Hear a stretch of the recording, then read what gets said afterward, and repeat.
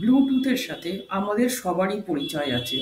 Bluetooth হলো mobile phone, computer এবং অন্যান্য ইলেকট্রনিক ডিভাইসের ওয়্যারলেস সংযোগের জন্য একটি প্রযুক্তি। সারা বিশ্বের বেশিরভাগ মোবাইল ফোন ব্যবহারকারীরাই এটি জানে।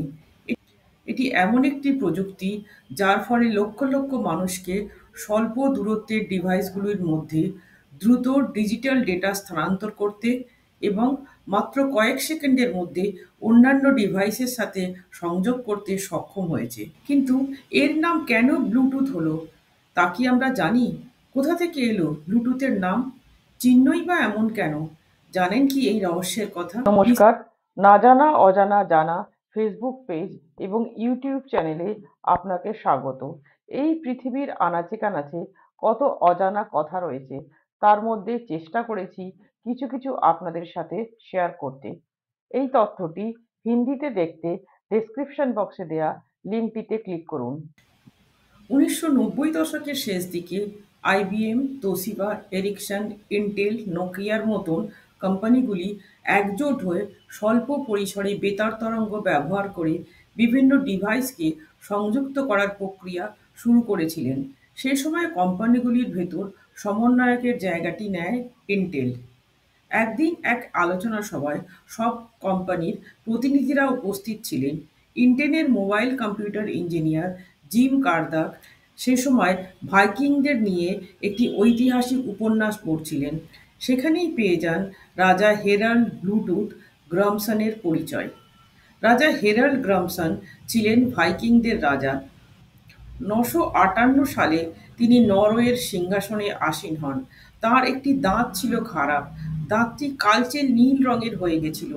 এই কারণেই ব্লুটুথ বলে খ্যাতি পান এই রাজা।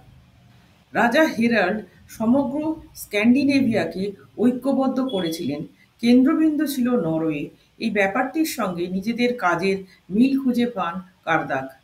তারাও সে সময় চেষ্টা করছিলেন স্বল্প পরিসরের বেতার সংযোগের সৃষ্টির মাধ্যমে কম্পিউটার ও সেলুলার মাধ্যমের সংযোগ ঘটাতে। তবে নামটি তখনও পাকাপাকি হয়নি। মার্কেটিং টিম এর অন্য নাম ভেবেছিল, যেমন রেডিও ওয়্যার কিংবা পার্সোনাল এরিয়া নেটওয়ার্কিং। প্রথম নামটার সমস্যা হলো ট্রেডমার্ক ভেরিফিকেশনের, আর দ্বিতীয় নামটি ইতিমধ্যেই প্রচলিত ছিল।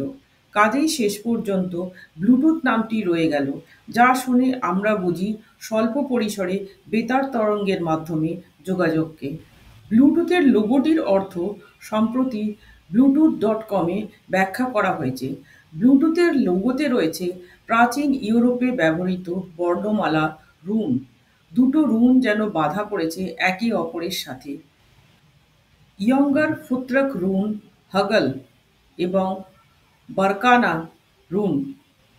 নীল ব্যাকগ্রাউন্ডে থাকা সাদা চিহ্নগুলিকে পড়ার চেষ্টা করে দেখুন।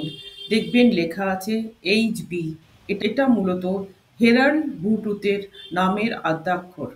আর সেই বিখ্যাত কালচে নীল দাঁতটির নামেই নামকরণ হয়েছে ব্লুটুথ নামের। এই বহুল ব্যবহৃত প্রযুক্তি এবং তার এই রকম লোগো স্মারক হয়ে রয়েছে। সাথে থাকার জন্য ধন্যবাদ।